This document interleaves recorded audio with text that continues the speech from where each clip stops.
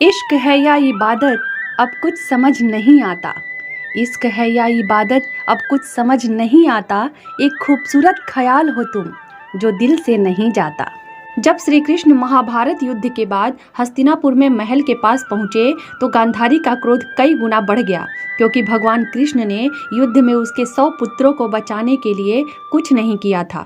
गांधारी ने गुस्से में आकर कृष्णा को श्राप दे दिया कि जैसे कौरव आपस में लड़ते सब मर गए, ठीक उसी तरह यादव वंश का भी नाश हो जाएगा। गांधारी के श्राप के कारण कृष्ण की मृत्यु हुई और पूरे यादव वंश की भी समाप्ति हो गई।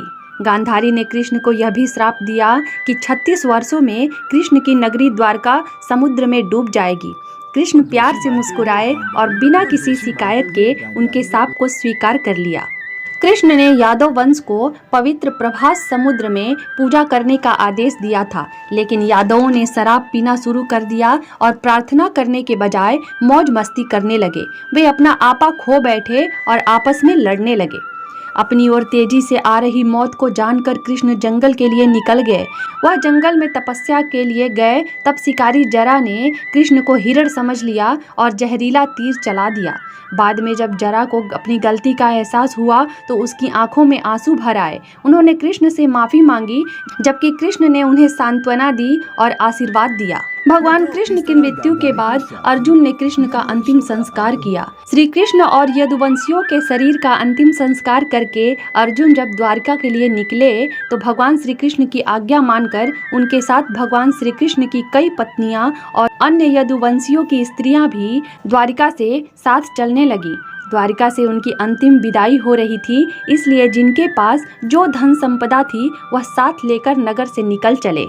मार्ग में अकेले अर्जुन के साथ द्वारिका की कन्याएं और वहां की अपार संपदा के आगमन की सूचना मार्ग में रहने वाले लुटेरों और ग्रामीणों तक पहुंचने लगी। सभी लोग द्वारिका की कन्याओं और धन संपदा को पाने के लिए ललचाने लगे। हालांकि उनके लिए बड़ी बाधा अर्जुन थे, जिनके पराक्रम को सभी लोग जानते थे, लेकिन लालच में अंधा हुआ मनुष्य जान को जोखिम में डालने से भी नहीं चूकता है। सभी ने मिलकर कन्याओं को और धन को लूटने का फैसला कर लिया। लुटेरों ने ग्रामीणों को धन का लालच देकर उनकी सहायता के लिए तैयार कर लिया। अर्जुन सतर्कता से चल रहे थे, लेकिन आने वाले खतरे से अनजान थे। मार्ग में अचानक उनको लुटेरों ने घेर लिया और कन्याओं और धन पर अधिकार जमाने लगे। अर्जुन ने सभी को भय दिखाकर भगाने का प्रयास किया, लेकिन अर्जुन के किसी भी बात का लुटेरों पर कोई प्रभाव नहीं पड़ा। तब अर्जुन ने अपना गांडीव उठा लिया और लुटेरों पर दिव्य बाणों का प्रयोग करना चाहा, लेकिन अर्जुन हैरान रह गए। अर्जुन बार बार मंत्र बोलकर दिव्यास्त्रों को बुला रहे थे, लेकिन दिव्यास्त्र प्रकट नहीं हुए। अर्जुन का दिव्य गांडीव भी सामान्य धनुष जैसा बन गया था। महाभारत युद्ध में पूरी कौरव सेना को पराजित करने वाले अर्जुन आश्चर्य में थे कि उनकी शक्तियों को क्या हो गया है।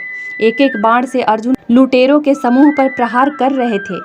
लुटेरे ने अग्निदेव से प्राप्त अक्षीय तुड़ीर, जिनमें बाण कभी समाप्त नहीं होते थे, उन्हें भी तोड़ दिया और अर्जुन को पराजित करके द्वारका की स्त्रियों और धन संपदा को अर्जुन के देखते देखते लूट कर चले गए। अर्जुन शोक में डूबे हुए थे और रो रहे थे। लुटेरों से पराजित अर्जुन किसी तरह से महर्षि व्यास के पास पहुंचे और पूरी स्थिति बताई। व्यास जी ने बताया कि दरअसल तुम जिस शक्ति की बात कर रहे हो और जो कुछ शक्तियां तुम्हारे पास थीं, वह तो तुम्हारी थी ही नहीं। सारी शक्तियों के स्वामी तो स्वयं श्री कृष्ण थे।